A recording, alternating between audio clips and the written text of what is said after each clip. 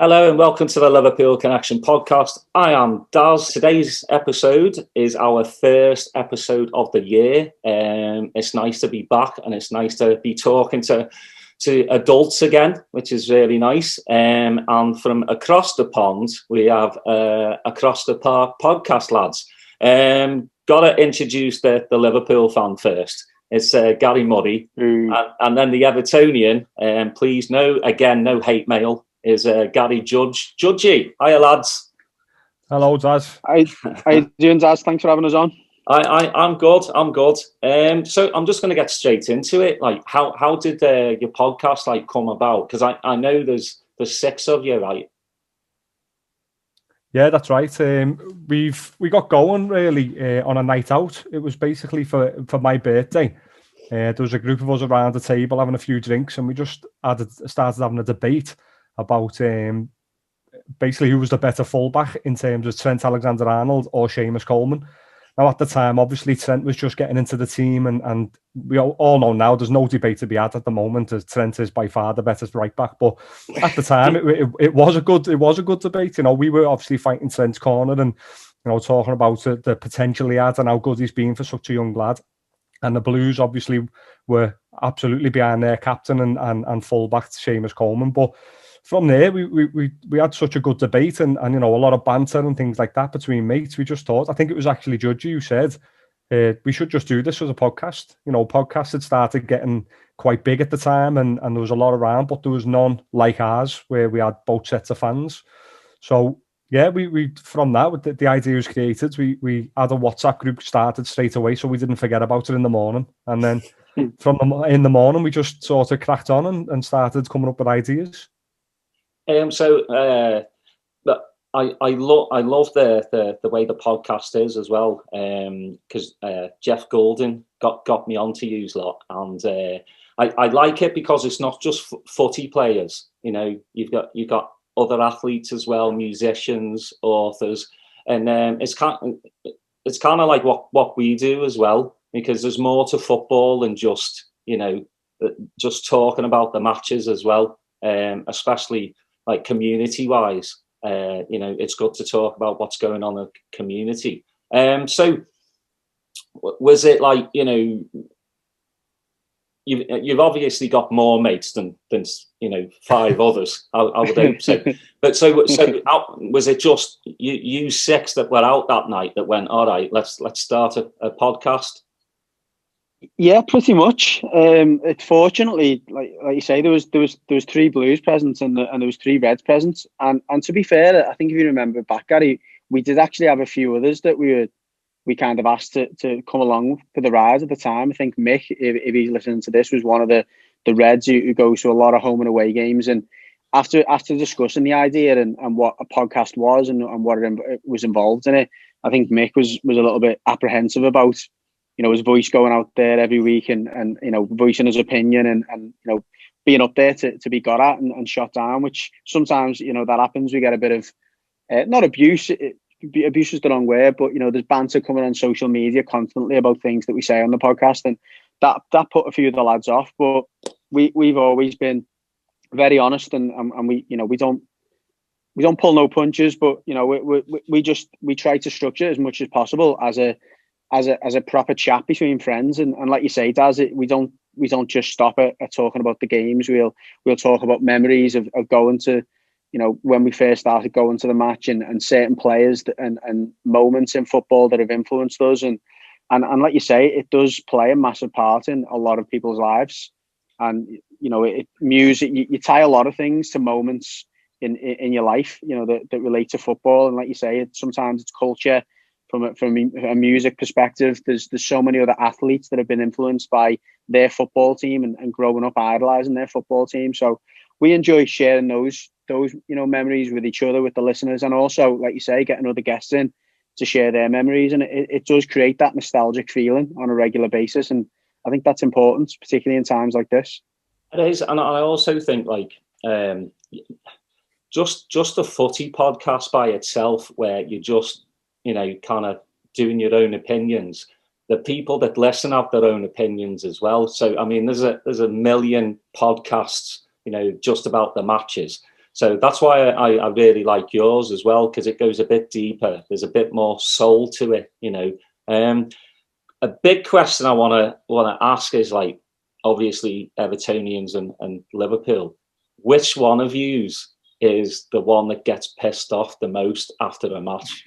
For the Blues, it's definitely Millsy. Yeah, I think he does really. I mean, he's high and low. So if we win, he's on top of the world, and he's really pushing it in the Reds' faces. If we lose, he's rock bottom, and he's a mute. Yeah, absolutely. I think for the Reds, I'd probably have to say it's myself. You know, there was a time, I don't know if it was last season or the season before, and it was the derby, and after each home game, whichever team's at home, we do an instant match reaction when we could actually go the game. And this first time, there was a derby at Sigurdsson, so me and the other two Reds went and watched it over by Anfield in a pub there, and the three Blues obviously went the game, and then we met after it, but it was the draw. We drew with them. I think it was the 0-0, and they were in the car and they drove over to where we were meeting the Blues. I had to walk through the park just to get my head straight, and I was just so gutted. I was so down. I just thought, I can't be doing an instant match with these Blues here. And then obviously we had to, and it went the way it went. But on the odd occasion, it sometimes gets not nasty, but a bit heated, shall I say? And I think that was the last time we'd done an instant match after the derby. Yeah, we're never doing that again. I think the benefit of us recording the podcast a couple of days after the game is you still got that emotion. You've always got that there, but you've had an opportunity to kind of dwell on it a little bit and put it into context. Because at the time, and we all get this feeling when we watch whatever sport we're passionate about. As soon as the game's finished, or when you're in the heat of the moment, you know, not many things can kind of get in the way of that or change your perspective of what you see. But the benefit of a couple of days and spending a bit of time with your family and other friends tends to just kind of dumb that feeling a little bit. Yeah, you swear less as well. That's it, a few days later, you swear less, and you're not as drunk, you know. Yeah, I mean, for me tomorrow, when we play Man United, it's me little one's, one of my little one's birthdays as well. So yeah, I told the missus, like, that's going to be a tough one, because, you know, if we win, I'm going to be on cloud 9. If we lose, it's probably going to be the worst 3-year-old birthday party ever. When we win, Daz. Yeah, exactly. Ooh. Oh no, we're doing it. Also, what are your favourite, like, derby matches? I'll ask you, Judgy, first. I was asked to go with do you mean in my memory? Yeah. So you've actually gone to the match, not one you watched on the telly. Yeah. Well, it was asked to be the Andy Johnson derby, as we call it. It was 3-0 at Goodison. I think it was 2004. I might be wrong there. One of your listeners might correct me. I'll probably correct myself in a moment. But Andy Johnson got 2 that day. There was one where Pepe Reina spilled the ball and he's come in and bundled it home. But we were really on it that day. It was a good season for us anyway. But, you know, we haven't had that many wins. Certainly in recent times, there's not been many wins at all. But that day, you know, it hasn't happened. Certainly, well, in my whole lifetime, we haven't really snotted Liverpool and really give it to them. But that day we did, and we were by far the better team. And like you were getting at before, Daz, it's not just the game itself, you know, and the result itself. It's then the aftermath and spending hours together, you know, enjoying the moments, if you will. And you know, the good thing about one of the best memories of that day is one of our good friends who's not on the podcast, and I've just mentioned before, Mick. He actually came and met us in the pub after the game and was really, like, accepting about it all, and we ended up he was there the whole night with us. You know, eventually after about 5 hours we stopped talking about the game and we just kind of had a good laugh together. But that was a really, like, fond memory for me, because he walked from the away end across to meet us at the pub and took the absolute, you know, or took the banter off us for hours on end, but you know, took it on the chin. And it was good to see that, and I've always had a lot of respect for him for that. And that was, in a weird way, that was one of the best moments of the day, or, you know, one of my most fond memories of the day. Gary, for you? Yeah, I think for me, I've just got a bowl here. I'm just going to put my hands in and pick one out of, because there's been that many. No, what one do you choose? You know, you can pick the horrible last minute winners, the Van Dijk scooped ball and Pickford dropping it onto Origi's head, or the Mane at Goodison last minute where it rebounds off the post and he's first to react. There is quite a lot to pick from, but I think I'd go with the FA Cup semi-final. I just think going into that game, the Blues were very high on confidence. We didn't have the best team at the time. We weren't in the best form. They were going into it in really good form, really good confidence. They even go 1-0 up and they're thinking, we've got them here. I think that's one of the first times they must have been thinking, we've got them here. They're out the cup. We're going to the final. Give them a chance to end that trophy drought. And then, as we know what happened, Suarez and Carroll just tore them apart in the end. And yeah, I think that the sheer elation at the end of the game, especially with it being late on, I think it was the 86th minute, 88th minute, Carroll scored. Yeah. And for them to be in such a positive mood going into it and during it and watching it, and then at the end have it snatched from them, and us basically being the opposite feeling. You know, we weren't in a great mindset going into it. We went 1-0 down and we had to fight back, and then that, as I said before, that sheer elation at the end of the game when Carroll's goal goes in, and it's just brilliant. Well, I've got something to add to that as well, Daz, if you don't mind. I actually picked that as my worst derby, so well done, guys. That was a great pick. And just to add to Gary's story or his comment about how good we were feeling during the game, I just think we remember at half time, and, you know, again, these memories that kind of pop back, and I can remember it like it was yesterday. A lot of the fans went down at half time, the Everton fans in our end. I was right behind the goal, the opposite goal to where all the goals were scored from, actually. Yelovich scored at that end, and you scored your goals at that end as well. But I was behind the opposite goal, and nearly, I'd say 90% of the stand went down at half time and was celebrating. There was songs going off, Yelovich, because he scored the goal. And I stayed up, and I remember going down and went, no, I'm not, I don't like this. I don't like us celebrating at half time. I stood in my seat the whole time. And by the time most of the fans had come back, it was 1-1. Suarez had nicked it quite. He robbed Distan, hadn't he, quite early on? And as soon as you got that goal, we were backs against the wall, and we just went to pieces. And it was that was always the issue for us under like David Moyes, and even to a certain extent under Martinez. We could just never psychologically gain. You know, we never had the edge over us. Even if we had one win or whatever, if you ever got back in the game or looked like you were going to have the edge, our players just went to bits. And particularly under David Moyes, we carried so many players for years. So the spine of that team, or certainly the mainstays like your Osmonds and your Jagielkas and Kales and Artetas, they'd been through so many horrible defeats and, you know, and moments against you. And as soon as you got that goal, the Suarez one, it was just, I had my head in my hands for 40 minutes just waiting for that moment. And when that ball hit the net off Carroll, I honestly don't think I've ever felt so sick in a football game. It was vile. Yeah, and you have to travel as well, you know, so you have to get back on the train or the coach. That minibus was soggy going home. Stopping at services with Liverpool fans as well.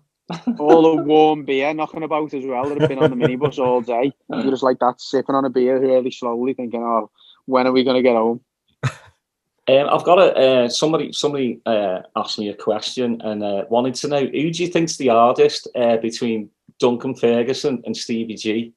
Is that even a question? Somebody asked it. I don't even think Gary would fight Gerrard's corner in that one.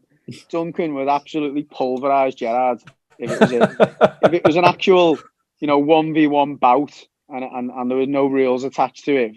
I certainly wouldn't fancy Gerrard there. I don't think you'd find many people wanting to come up against Ferguson. Like, that's all I'll say.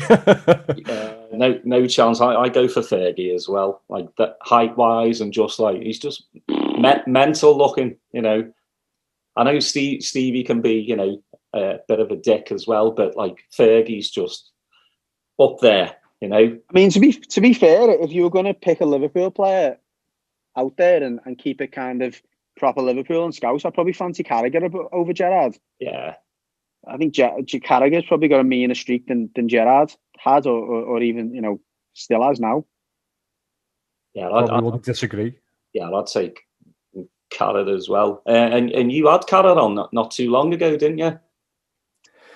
Yeah, we've been, to be honest, we did hound them for a while. We one of the Blues, it was, to be fair, Millsy, he constantly messaged them and asked them to follow back so we could message him, and eventually he caved with a reference to The Office. And then we had a few DMs back and forth, and yeah, he agreed to come on, and yeah, it went really well. I feel like we got quite a lot of in-depth stories from him that you don't hear from many other things that he does. I'd advise any listeners to head over to our website, acrosstheparkpodcast.co.uk, and find the extra podcast with Carragher, because yeah, it was a really good one to be involved in, and for anyone out there, it's a really good listen. I listened to that about 4 days ago, and just like, yeah, he's a great storyteller, you know, and he just seems like a good lad. That's it, and he didn't like hold back on anything. He told us like the truth, and told us stories, and went into detail on certain things that maybe some others wouldn't, wanting to try and protect themselves. Not that there was anything, you know, X-rated out there, but you know, there was certain behind the scenes things that he did talk about, and we were grateful for that. So obviously, I would think Carragher's been one of your favourite guests. So judgy for you, you know, because you've had a lot of great ex-players, Evertonians on there as well.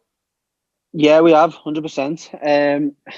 Ironically, my favourite one was probably Tony Bellew. Obviously, he's a boxer, massive Evertonian. But you know, you spoke at the start of the show, Daz, about, you know, our podcast not just being about football and involving other athletes. And generally, the only thing that we try and stick to is anyone who's got anything to do or any passion or connection to Liverpool in general. We're happy to get them on. And Tony Bellew was obviously a world champion, and you know, he won his title at Goodison. You know, his world title at Goodison. And again, another great listen for anyone who's not even an Everton or Liverpool fan, who just likes listening to stories. It was a fantastic story. And again, you mentioned storytellers. Tony's a fantastic storyteller, and he's got a brilliant story. You know, he was literally a boyhood Evertonian growing up. He was a boxer, but he had as much passion for football as boxing, and the way that he managed to manufacture, or his promoter managed to manufacture that title fight at Goodison, is, you know, in his home city, at the stadium that he'd always gone to as a football fan, to win it there. It was just it was a brilliant story about you know, a young boy who grew up with dreams and managed to fulfill them all in one night. And again, a fantastic, really enjoyable to be a part of it. And I still listen back to it because it's very inspirational as well. Yeah, I'll second that, to be fair. As Everton podcasts go on, and like the extras for us, that was by far one of the best, because it's the way he goes into detail about the fight as well. It obviously, the whole thing isn't based around his world title fight, but when you get to that section of it, the detail that he goes into, I've never heard him speak about it like that before. And we had the benefit of the video as well, because we're not quite putting our podcast on YouTube just yet. We are getting there in the near future, hopefully. But yeah, so as being part of the podcast, we had the benefit of watching the video, and he's taking you through it blow by blow, and he's doing actions and everything on the video, and it's like that, throwing every punch, and you could see how much it meant to him, and it really is. Even all your red listeners, Daz, I'd advise them to go and listen, because it is a really, really good in-depth podcast. But that's the thing I always tell people, like when I first started the podcast as well. You think you know everything about Liverpool Football Club. I know nothing, like I thought I knew, but then when all the guests that we've had on, I've learned more and more, and you can never stop learning about your football club, and there's so many interesting like people and stories out there that it's endless, and like I know you lot love what you do. Same for me as well. It's just like, never if I stopped the podcast tomorrow, I'd be well happy with who I've had on, and I'd be like, all right, that's great. I can live my life. I mean, I love doing it as you lads do as well. You must be just going because you do it every week, right? Basically. Yeah. So we have our weekly show, which is just, couple of reds, couple of blues, or 3 reds, three blues, depending on availability. And then the extra episodes, as we call them, are the ones that we record whenever we've got the chance, whenever we can get a guest on, whenever there's someone interested. Like Gary mentioned before, Millsy is probably the guest hunter. He's on Twitter every day trying to hunt someone down who, like you say, has got a different perspective on the clubs, on either club, or it's just got an interesting story that we think our listeners would like to hear and that we would like to be involved in. And Millsy, to be fair, is very good at orchestrating those extra episodes. He comes up with questions by, looking through the history books and looking back at news stories where, I'd like to hear a little bit more about that story. And sometimes you get the guest going, that wasn't even true. it was a complete lie, that story. But often, like Gary mentioned with the Carragher podcast before, you'll hear a story or hear a perspective of that story that you've never heard before. And like you say, it does help you learn something else, because everyone's perspective is different, isn't it? That everyone's got a different spin on that story or a different angle. And we love that, and I enjoy talking to my wife about it and telling her the stories that I've heard and stuff. So it does give us a lot of pleasure, and like you say, the weekly episodes that we record, we spoke a little bit off air before we came on about the importance of trying to stay positive during this difficult time, and the mental health side of it. Those weekly episodes help me no end. Just having a good chat to my mates and having a laugh, and listen back to it the next day and having a laugh again. So it's we're really lucky to do what we do, and we want to keep it up as long as we possibly can. So your wife actually does listen to you? I can't say that she listens to every episode, but she'll listen to me talking about the episode, I think, or she pretends to anyway. She looks at him. That's good enough. Do you know what? It's sometimes it's not even the different perspective from things. Like, obviously, we're of a certain age. Judge's 35, 36. I'm 30, going on 31, and we've obviously grew up with our eras of football, but then we've had guests on that are from eras before our time. Like with me, we've had Steve Harkness on, who was sort of in the generation just before I was really getting into football. Same with Tony Warner, and the stories they give us from behind the scenes there, and the things that used to go on before they were under the spotlight as much, I'd say, with camera phones and social media and things like that. All them stories are brilliant to listen to, and Judges had some really, really good guests for Everton, and one of the main ones. Yeah, Kevin Ratcliffe, Michael Ball, there's been quite a few, but one of the main ones, I'd say, which some of the older listeners would really want to listen to, is Colin Harvey. Oh, wow. Yeah, well, you know what?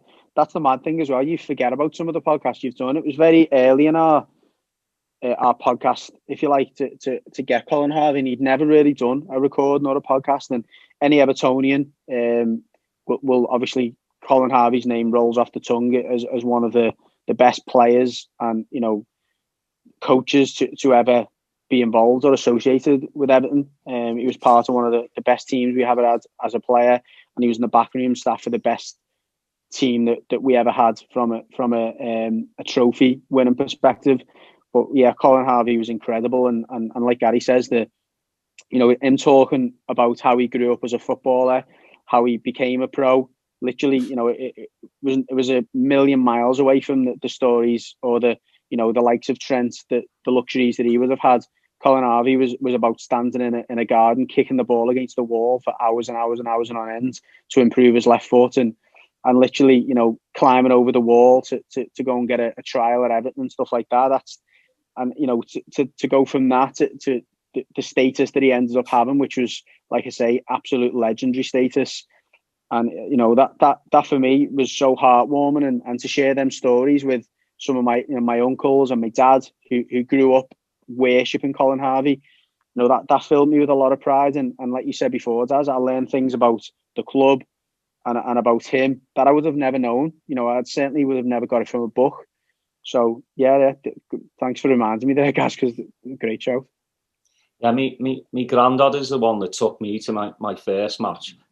So he used to tell me the old stories, and then we had George Scott on, and he really like mesmerised me. I mean, like he's probably one of the best ones we've had as well, just because he was there with Shankly, and Shankly's like the holy grail of Liverpool, managers. So that was amazing to listen to him, and then obviously George Sefton as well. They're ingrained in Liverpool history. So yeah, I mean, I think we're all very, lucky to have the guests that we have on. Another question I got from somebody else, and this is for the teams now. Which one player would you take from each team? I mean, I know who I would. Well, I think I know what you take as well, but I'll let Gary go first because it's probably a bit more. Oh, do you want me to go first, Gary? Because yeah, go on. It's probably harder for me. Yeah, I'm going to look at it from two perspectives. One, a player that I think would massively improve our team, and two, a player that I'd pay to watch. If you know what I mean. So as a purist, I would love to go and watch. I am going to go with Van Dijk. For me, he's injured at the moment. I was a defender, in my football days, nowhere near the level of, never mind Van Dijk, but any of the pros that we watch on a weekly basis. But I played at a half decent level, and I enjoyed defending. I was one of them people who did enjoy the ugly side of the game, and it's hard to be a defender and to make it look good and make it look effortless. And Van Dijk manages to do that on a regular basis, and he's obviously walked into our team. We've had a lot of difficulties at centre back since Sylvain Zistan left the club, and Jagielka got a little bit too old to continue doing what he was doing. So it'd be Van Dijk all day for me. Yeah, for me it is really difficult because at the moment I don't think you could improve our starting 11 with adding an Everton player into it, and that's not really being disrespectful or having like major banter or anything like that. At the moment, I think our starting 11 is as good as any else. No, I still don't think I would. I don't think he'd do enough for us. I think someone who's got the quality and probably wouldn't change it too much would maybe be the left back, Luca Dean. Now, I'm not by any means saying I'd have Luca Dean over Andy Robertson. I'd have Andy Robertson all day, every day. But if I had to take an Everton player, I'd probably put Luca Dean in, and he wouldn't change too much, and you'd still have the quality of the assists and the crosses, and he gets up and down the line quite well as well. So, yeah, I'd probably go the left back. Yeah, mine's Calvert. I just love the way he plays. I think the sky's the limit for him. I'd probably just have him on as a sub though. I'm not going to change. I'm not going to change that front three. No chance.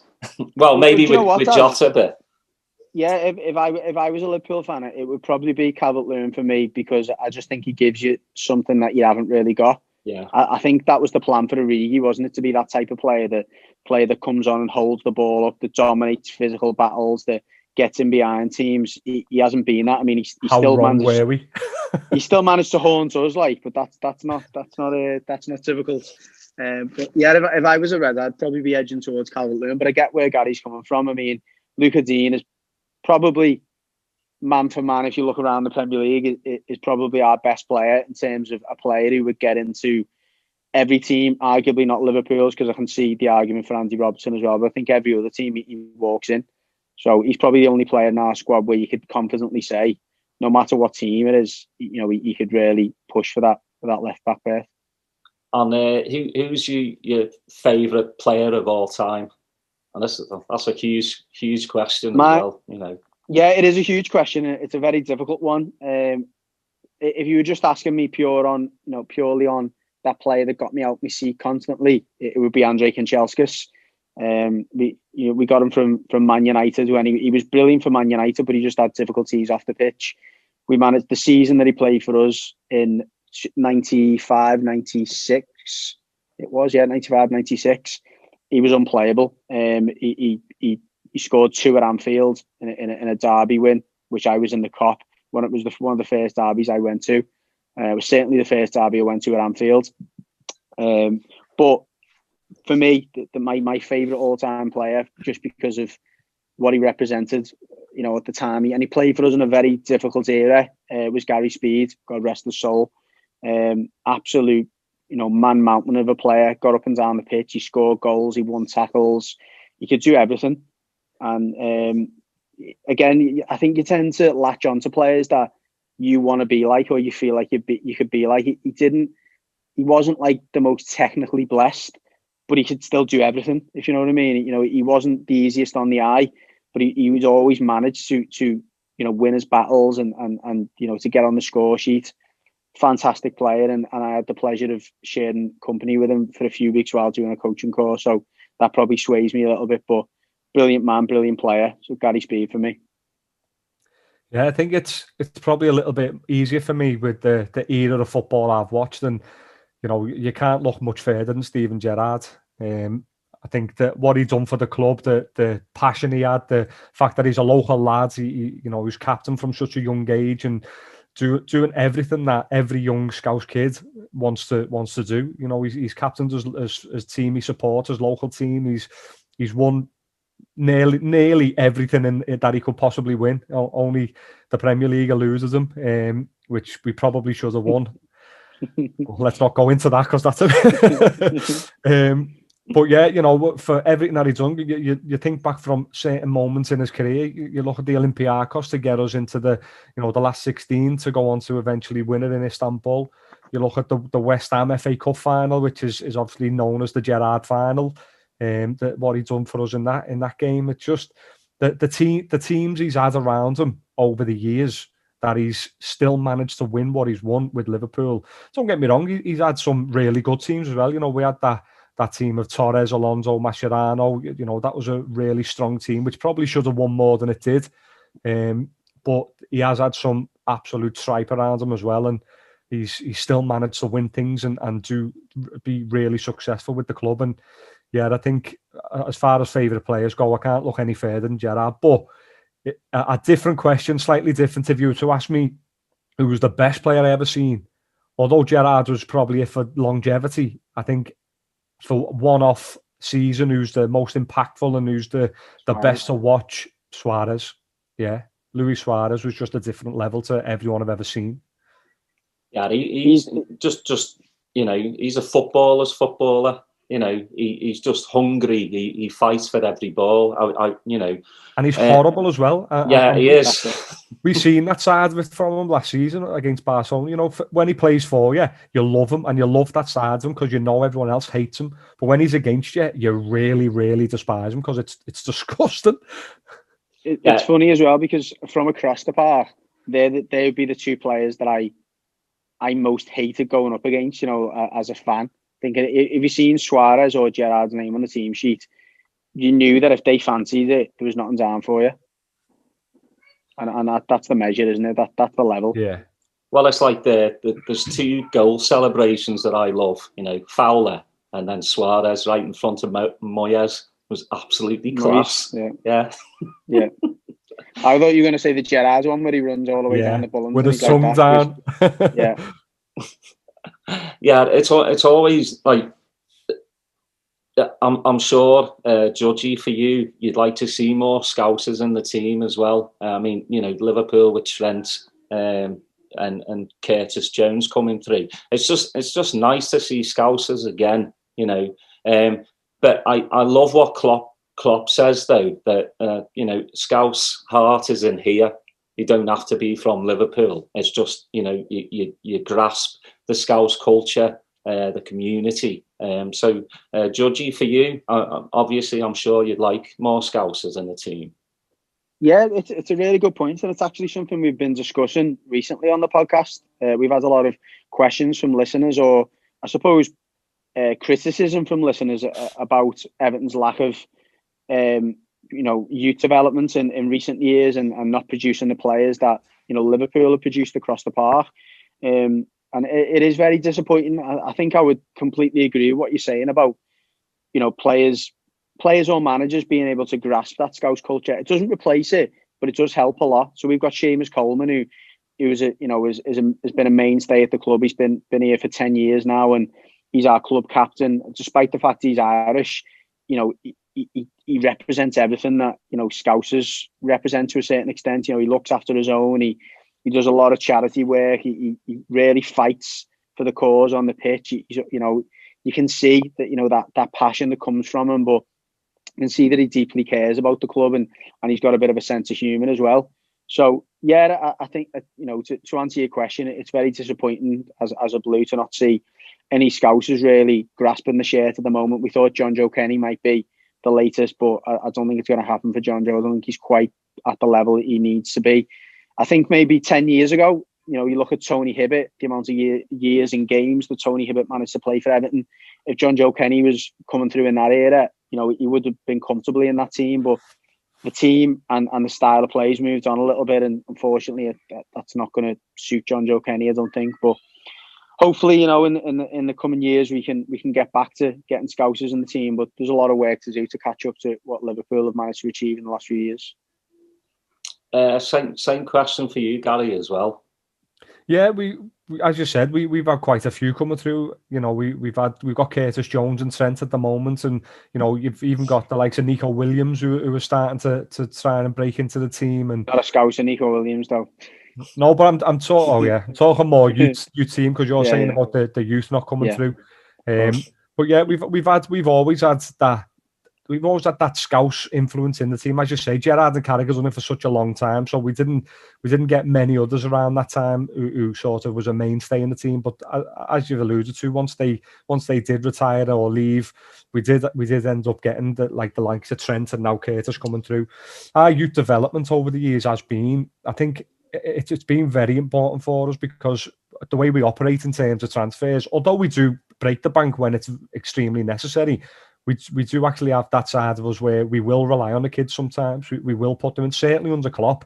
He's not afraid to put some of the youngsters in and give them an opportunity, and even stick with them at times if they're maybe not playing too well, and try and give them. You've made a lot of money on them youngsters as well. Some of the youngsters who haven't quite made the grade, credit to Michael Edwards and the guys in the background. You've made a lot of profit on some of your young players that haven't quite made the grade. Yeah, I think with some of them as well, it's not the fact that they're not good enough to be footballers. It's just they're not good enough to be Liverpool footballers, because the standard is that high at the moment, and has been over the last few years, that it is extremely difficult to break into that starting lineup, or even the 23, because you've got such a talented group of players that you've got to be something exceptional to be able to break into it. And these players who aren't quite making the grades, but still going for hefty transfer fees, as Judge's saying there, that's the reason why, because they've got that Liverpool mentality, the Liverpool ethos embedded in them, that when they go somewhere else, they're likely to be ready to go straight into first teams. Well, I love, especially for Liverpool's academy kids, 12, 15 years old. It's great because they're seeing Trent and Curtis in the team. So that gives them that, I could make it kind of attitude, which is good. I know Trent's dropped off quite a few, games, has been, not very good. And same with Curtis as well. I mean, that's what I like about Klopp. He no holds barred. He'll put him in if he thinks he deserves it. And same with Curtis. Like, people will say Curtis was only in because everyone else was injured. I don't believe that. I don't believe Klopp is going to put somebody in just because, half the team's injured. Not just that. Sometimes it's just opportunity, isn't it? That's, I was a youth coach myself for a number of years, and that's what you'd always say to the young kids. Look, you just got to grasp your opportunity when it comes. When you those opportunities or those moments when you're growing up as a young player, there's different moments that'll define you. It'll be your first game for an academy team, then it'll be your debut for the youth team. It'll be playing in the FA Youth Cup, and the players who are going to make the grades are generally those ones who rise to those occasions. And And that's the thing that those two lads you just spoke about then have got in common. They're both big game players, and they've always relished those pressure moments.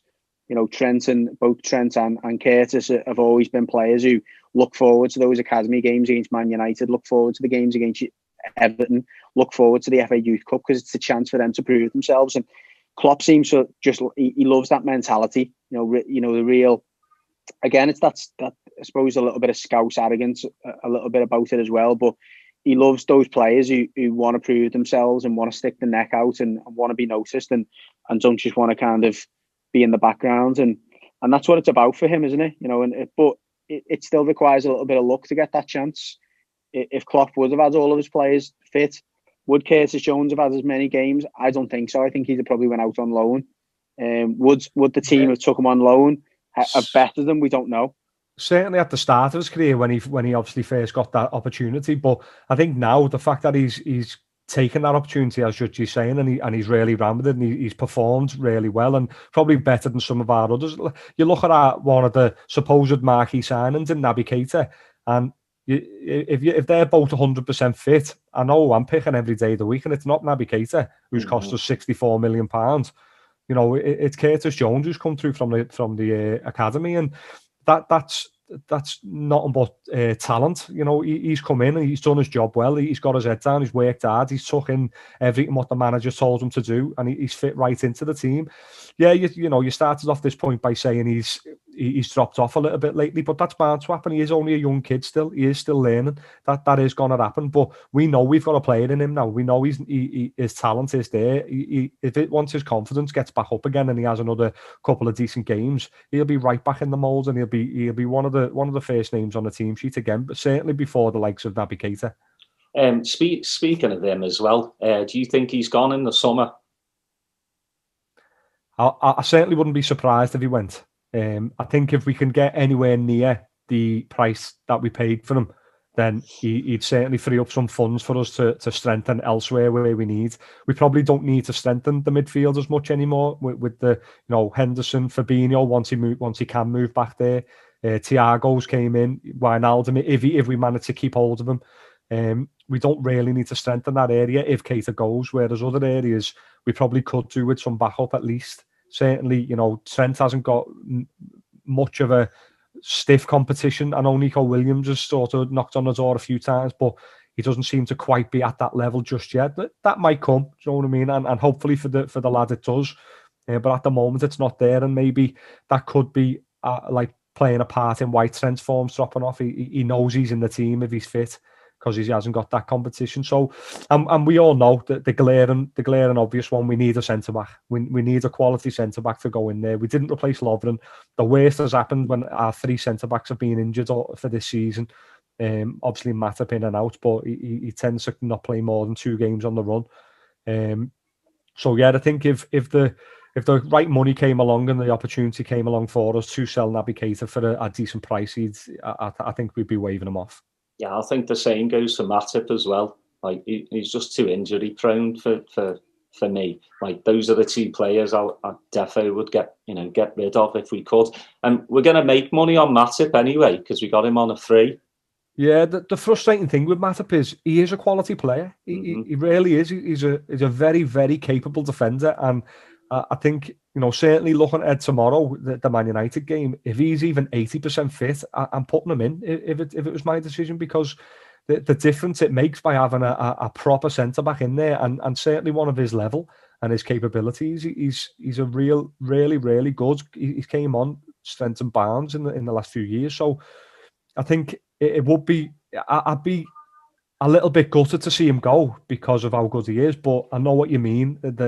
He's not reliable enough to be able to keep hold of, but if we did, that would mean we have to bring in a minimum of 2 centre backs, and then it starts getting into the realm of you've got Van Dijk there who is the mainstay of that partnership. You're not moving him out the team when he's fit, and then Gomez, we know what his capabilities are. The length of time he's played alongside Van Dijk, the partnership they've built up is immense. So if them 2 are fit, how would you sign 2 more players to go in to be their deputies? It's difficult to get the quality of Matip to be a deputy. And that's where we'll really struggle, I think. So I wouldn't be too quick to let Matip go, but I'd make sure he knew that he was going to be a backup and play when we need him, as opposed to playing full time. And if he weren't happy with that, then yeah, I'd let him go if he wanted to, and it'd certainly be with no hard feelings. So, what obviously people say Klopp should have bought, a centre back when Lovren left. He doesn't have a magic, ball. Obviously, he didn't think, his two main centre backs would go. I've had this argument with so many, of the keyboard warriors on social media that, we need to buy a centre back now. But I keep saying who's available, who's like world class, who. I mean, teams aren't going to get rid, if they're in the Europa League or Champions League, they're not going to get rid of like their third defender. No chance. So, I mean, these people on the internet have a shopping list and they're going, him, and him, why aren't we buying him? And I'm like, because it doesn't make sense right now. It is difficult, obviously, and yet, at the start of the season, hindsight's a wonderful thing. Being able to say now the Klopp should have brought a centre back in is easy. It's an easy excuse. At the time, you've got Van Dijk, who's the best centre back in world football. Gomez, who's developing at a very high rate and working alongside Van Dijk and is immense on his day. Matip, who we've spoke about there, is a great deputy to have. The fact that the three of them have all been injured at the same time, two of them for the season. It's just unheard of. You don't see that very often, if ever, And yeah, I take the point on who's available now for us to sign as a centre-back in January. But at the same time, I think we now know we're without Van Dijk and Gomez for the rest of the season. We're likely to be without Matip for 2/3 of the remainder of the season with the way his injuries come about. If we now lose Fabinho, who have we got? We've already had to play Henderson there. That we're having to rely on Nat Phillips or Reece Williams, who, all right, Nat Phillips isn't a kid, but he's certainly not at the level of Premier League champions. Reece Williams is only a kid and he is still learning his trade, and you're not going to be able to rely on him, certainly in the major games, the top games against the likes of Man United, Man City, Chelsea, Leicester, Arsenal, them type of teams who are going to come and, they've got the attack to cause you problems. Most, to be fair, look at Danny Ings. Danny Ings caused us problems. And he's not playing at one of the top clubs in the league, but Southampton are certainly capable. But I think if there's a deal to be done, we will be looking for it. And I don't think we know he's not one to just spend for the sake of spending. He'll want it to be the right man, Klopp. But I think if there is someone out there available and at the right price and everything falls into place, we will be bringing someone in. But that remains to be seen. Yeah, because I mean, obviously, I'd love Fabinho to go back into midfield, and that's why I'm curious to see the team sheet for tomorrow. Is it going to be Hendo in the back four? And I really hope not. But who's you put in there? We know Matip's been in training now for the last couple of days, so he's going to be a late test. But what my mind's going to is if he's fit enough to train with the first team, he's going to be playing on Sunday. So I'm hoping with every ounce of my fibres that he is playing. If he's not, if he doesn't make it and he's not ready, I agree. I don't want to see Henderson there. I just think for two reasons really, and we discussed it on our podcast this week. If he plays in centre back, because it's an unfamiliar role, he's concentrating fully on making sure he's doing what he should be doing as a centre back, and that takes away his captain ability of leading the team and being able to instruct other players around him and make sure they're on the toes, make sure their positioning's right, make sure they're doing what they should be doing. Secondly, he's not good enough as a centre back. It's as simple as that. He's not a centre back, and he's not good enough to be a centre back.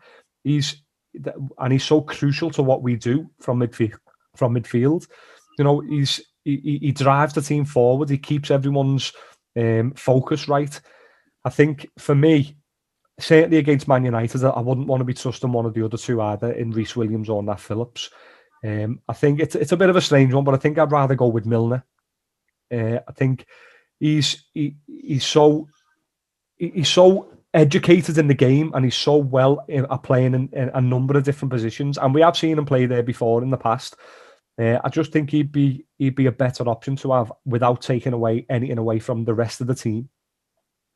Yeah, it's a tough one. I'm sure, like we all do, we try and pick the team, but Klopp knows best, so we'll leave it up to that. Another question from a listener was, who has been your most frustrating player? And that's for both of you. Who do you think maybe should have been a lot better than what he was? Oh God.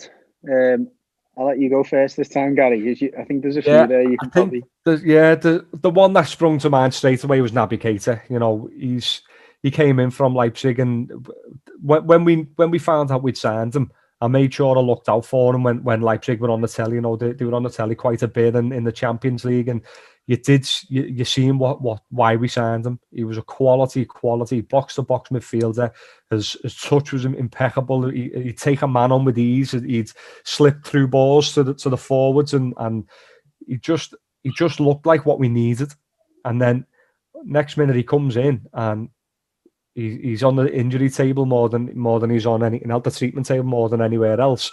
But then when he does get his chance to play, you're just not seeing the same player. He's just a million miles away from what we expected to be signing, and it's that has been a real frustration. And a lot of fans have tried to stick with him. They've got behind him, which is a big thing from Liverpool fans. We do that. We do get behind players when to try and give them a chance. And you think back to Peter Crouch when he signed. Peter Crouch went something like 20 games without a goal, something ridiculous like that, and everyone was behind him all the time. He never got stick, he never got criticism. He was always working hard. So Liverpool fans do give you the time. I think slowly but surely, more and more the fan base at the moment are now fed up with Naby Keita, and I think, like you've just said, then I don't think anyone would be sorry to see him go at the end of the season. Well, we had a window a couple of years ago, which is we're still struggling with at the moment, where we signed an array of players. It was like a bit of a competition between, at the time, our director of football, Steve Walsh, absolute crook of a player. He should never have a job in football again. And then there was Ken Wright, who wanted to bring in players, and then there was Mashiri, who obviously was the guy with the money. We ended up bringing in, again, so many players that were either unnecessary or were not good enough. So to name a few of them, Yannick Bolasie, Davy Klaassen, Gylfi Sigurdsson, Wayne Rooney, Sandro Ramirez, the list goes on. We must have signed about 10 players in that window. But if you're going to ask me to select, there's two front runners, I think, for the one that was most frustrating in the end. Davy Klaassen, who for me, out of the players we signed, was the one I was most excited about getting, because I'd watched a lot of European football, and I'd watched Ajax quite closely, and he looked like a player who could give us something. It was a little bit different. But the man he was trumped by in the end was probably Gylfi Sigurdsson. And a player that I've got behind at times, because I thought, again, a player with a lot of ability, showed a lot of ability at Swansea, but for the amount of money that we paid for him, which arguably is not his fault, and what he's actually delivered, it's just been nowhere near good enough. He's had flashes, he's had certain runs in the team. He's certainly had periods under every manager's give him a good crack. He's a good crack of the whip. The reason he picked it, well, he certainly jumps to the top of the list ahead of Davy Klaassen, is Davy Klaassen didn't really get a chance. He played, and then the manager at the time, was just Ronald Koeman, didn't give him an opportunity, and subsequently other managers didn't give him a chance. So you couldn't really get frustrated with him. But Gylfi Sigurdsson has frustrated the life out of me, more so because I backed him to turn the corner, and he did turn the corner at times, but then made me look a fool on the podcast as well. But yeah, absolutely, Davy Sigurdsson. That's some combination there. That's it. Gylfi Sigurdsson, yeah, for me. Gaz is laughing because, yeah, I've had many an argument over Gylfi Sigurdsson on the podcast. Gylfi Sigurdsson creeps up on the podcast every couple of weeks at least, and we tend to get questions on him. And would you now stick with him because he has a couple of good games? And it's always aimed at Judgy because he's had so many digs at him in the past. Yeah, that's it, and I've backed him for my sins. So I've lost all faith in him now, though. Sorry, Daz, go on. You're all right. This is a question that's come about the last week or so, is the Rashford banner. There's some people for it. It's been amazing what he's done. Should he have had a banner on the Kop? For me, no chance. Because for me, that's for legends. You can do it some other way. So I mean, it's for both of you. Because I mean, obviously, why just Anfield? Why not Goodison? Why not like every stadium in the country? Everton did do it, didn't he? They put it on the screen. Did. Oh, did they? Yeah. It was. We've got a couple of banners, but I don't think it's as certainly. Look, let's be honest here. The Kop is a world renowned stand, isn't it? And the relationship and the frosty relationship and rivalry between Liverpool and Man United is renowned as well, world renowned. I'm not going to sit here like a bitter blue and go, well, we're as big as Liverpool. Worldwide, Liverpool are a bigger name than Everton are, and the Man United Liverpool game and the rivalry is world renowned. Look, as well as the Everton Liverpool one is, but I think the reason why there's been that, not insistent, but a bit of pressure to go on then. Well, if you really appreciate what Rashford's done, then put a banner in there. It would make a statement that, there's some things that are bigger than football. And certainly when it's come to, the well-being of children and the support that he's given to the children of our country and the change it's made to people's lives, that's bigger than football. And I don't think you find many Reds there who would have a problem.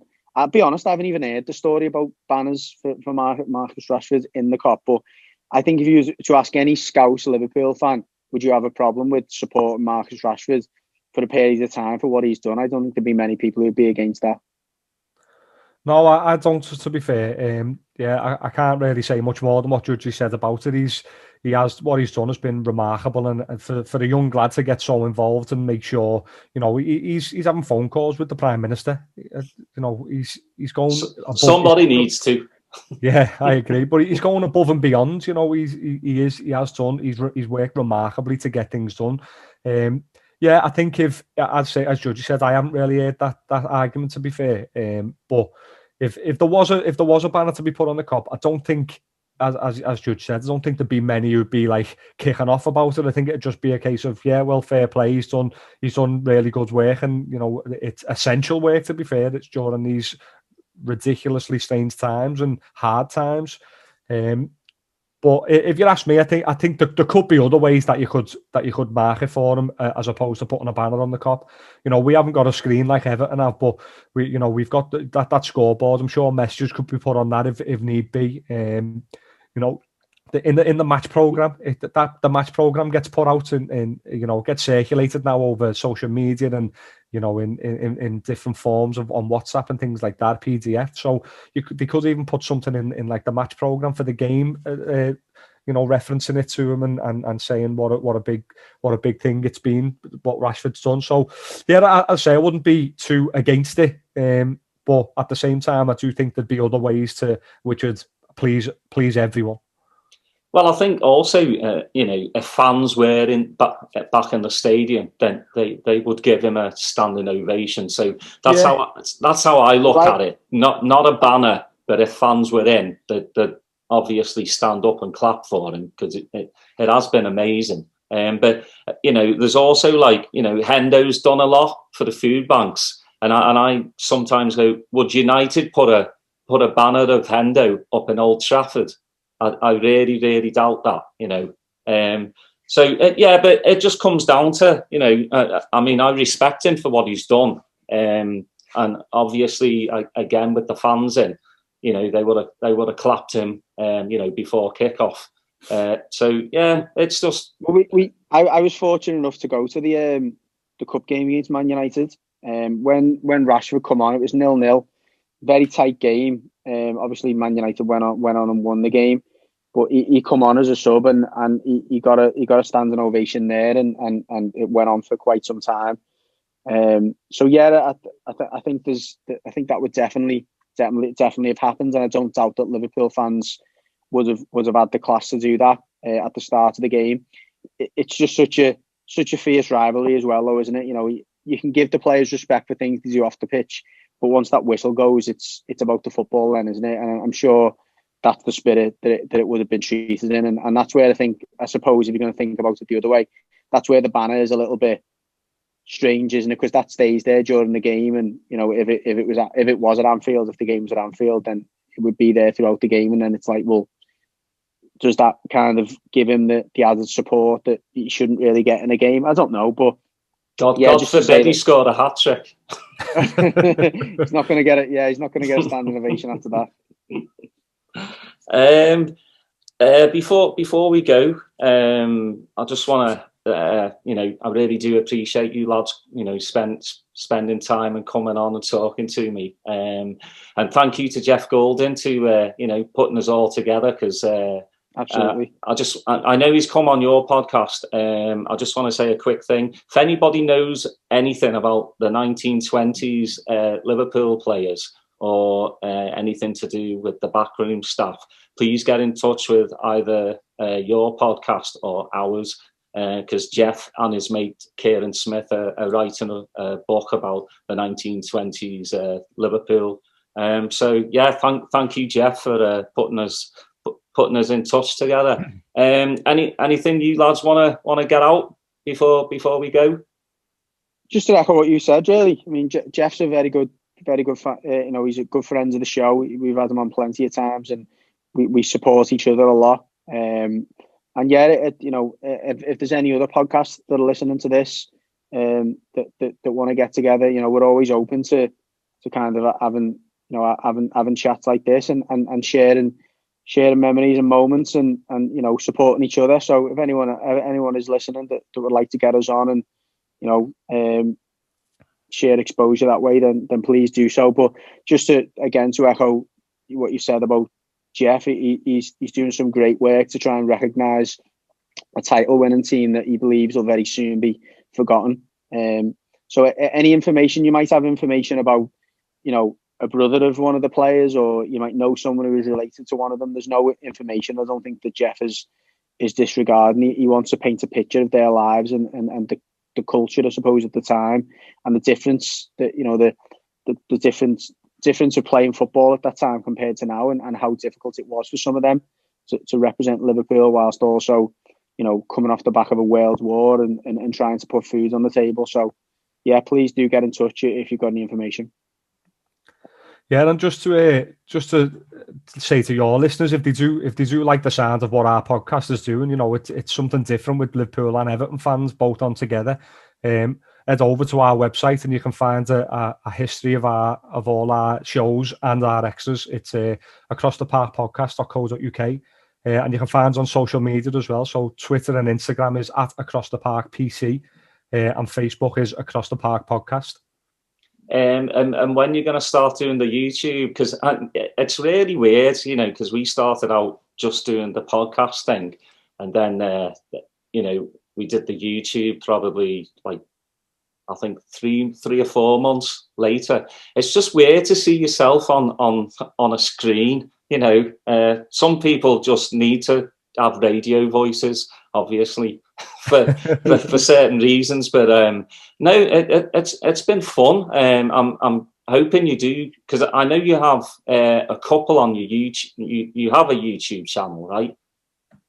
Yeah, we do. When we first set up, we did. Neil, who was on the podcast when we first set up a YouTube channel for us, and we just used to drop the audio in there, so it just had the badge, or the logo, and it was have the audio in there. But it's good timing that you mentioned that, because we are in the coming weeks going to be launching or relaunching our YouTube channel, which will have the obviously the video on there as well. We're getting some fantastic support from a radio station in Liverpool called Liverpool Live.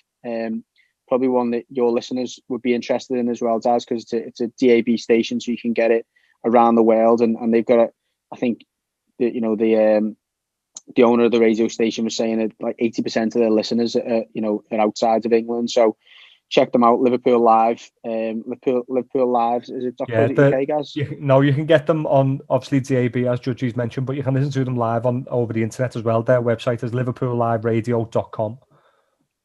Nice one. So yeah, they're supporting us with our YouTube channel. So watch this space, or watch this YouTube. Yeah, that's it. Yeah.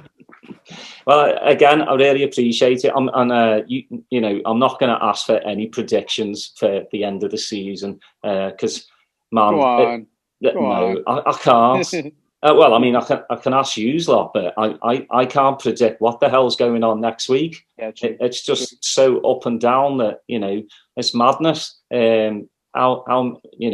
Everton obviously thought they were going to win it in October and didn't. He didn't we? Yeah, well, he did. He got that trophy, yeah.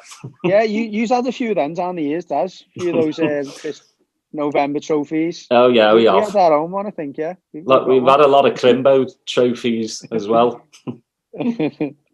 But yeah, I can't do predictions. I can't even do like match predictions either. They just whatever it is, Go on, I'm gonna push you for a prediction for tomorrow, Daz. Come on, put your neck on the line. I'm gonna go out and say 3-1 us. Yeah, I'd go. I think I said 2-1 to Liverpool. Oh no, 2-0. I'm fancying a clean sheet. 2-0. A clean sheet would be nice because I think Martial's a doubt, right? I hope he plays. He's crapping. Well, I mean, you want the best United team to play anyway, so they have nothing to cry about afterwards. I'd like Fernandes to be injured, like. Yeah, well, yeah. Yeah, I think he's going to go more defensive tomorrow.